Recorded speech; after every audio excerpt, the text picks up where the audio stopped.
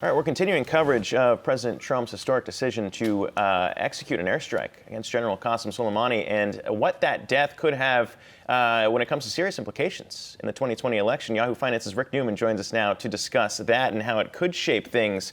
Almost every leading candidate came out with a statement almost immediately after news of this strike hit the wires. I mean, it sounded like everyone unilaterally was saying that this was already going to destabilize what was a destable region. But it didn't sound like they were disagreeing with the idea behind why President Trump acted. Absolutely right. So there was a preamble to every one of these statements which said, well, Soleimani was a bad guy, and we realized that we had to deal with him somehow, but Trump is pursuing this in a reckless manner, needs to be careful, or some version of that. And Joe Biden now has an ad out where he's basically saying Trump is reckless and erratic. And that follows up on this theme that Biden has been developing. Remember the ad Biden ran earlier? They're laughing at us when he showed the foreign leaders laughing at Trump at that gathering in the United Kingdom. So I don't know how this is going to resonate with voters, though. I think it really depends on what happens here. So if nothing bad happens in Iraq or in the Middle East with regard to the U.S. presence there throughout 2020, then I think Trump can plausibly say this was a win. I mean, I took this guy who's basically Iran's head of terrorism, I took him off the map. But I think it's unlikely that nothing bad is going to happen. So there will be some kind of reprisals.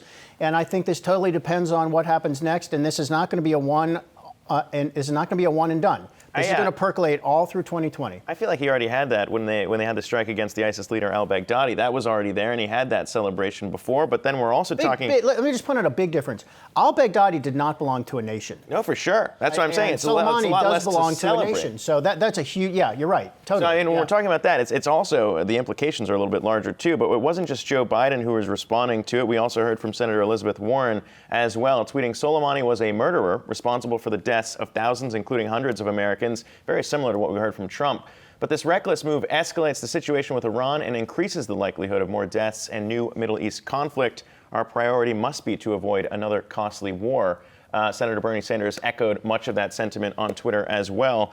But Rick, I mean, when we talk about this, you can start pairing things that President Trump has done when we talk about the Kurds and the way that our national standing was kind of thrown in the dirt there. At least that's what Democrats were saying. Yeah. And start connecting these dots to where I think on the national security front, there could be a big push to actually take Trump down a notch here. Well, Trump is an isolationist, so this move to assassinate Soleimani is inconsistent with what he has said he wants to do in the Middle East. He wants to get U.S. troops out of the Middle East, and that was part of that mistake, I think, that you just referred to with regard to the Kurds, where he just pulled out of Syria, gave the territory to Russia, which wanted it, and got nothing in return. I mean, he just said, here, we're going to give you something you want. Here's a present for free. Take this territory. I mean, it's not, again, it wasn't so bad that he decided to get out of the territory. He got nothing for it. Mm-hmm. And so are we going to see the same kind of, is this another similar impulsive move where Trump says, I'm just going to do this right now. I have the capability to do this. I'm going to push the button, but I'm not thinking it through. Does he have a strategy for what happens next? I can tell you for sure, the Pentagon has war-gamed out all the possible scenarios. What are all the permutations of things Iran could do in response? And that's just not just military activity right in the region in Iraq. It's probably cyber activity, some kind of cyber threat, cyber warfare. For sure, there could be terrorist acts outside that region. Mm-hmm. You probably can't pick every possible terrorist target and develop a war plan for that, but you can sure do the planning. The question is, Trump and his strategy people at the White House, have they thought this through? Do they have a plan? Yeah. And I mean, I don't know. And as we're seeing this play out, I mean, there's a lot of question marks around, not just national security as we're seeing this play out, but on the whole debate stage, a lot of the Democrats have been saying we need to get out of there and we need to avoid another costly war. Yeah. Rick was bringing up the important point, though, of how this resonates with voters. And it's very clear that what's transpired is incredibly risky. So you have to wonder, as you were pointing out, what are they thinking inside the White House? What is the strategy? And is there any sort of upside? Because it sounds like this could potentially play out on the election stage in 2020. There is there is potential upside. So I think so let's just think about how this happened. So Soleimani was in plain sight at the Baghdad airport. He was making no effort to hide. The Americans know he's the master planner for terrorist attacks all throughout the Middle East. And he was walking around as if he felt completely free and safe. He assumed And by the way, there's U.S. air presence all over the country. So he assumed he was safe and that the Americans wouldn't do anything about him. They probably thought Trump is a paper tiger. He threatens a lot, but he never does anything. And by the way, after the Iranians shot those missiles at the Saudi oil facilities, nobody did anything. There was no response to that, just tough talk. Oh, Iran better not do this again. We're locked and loaded type of talk from Trump.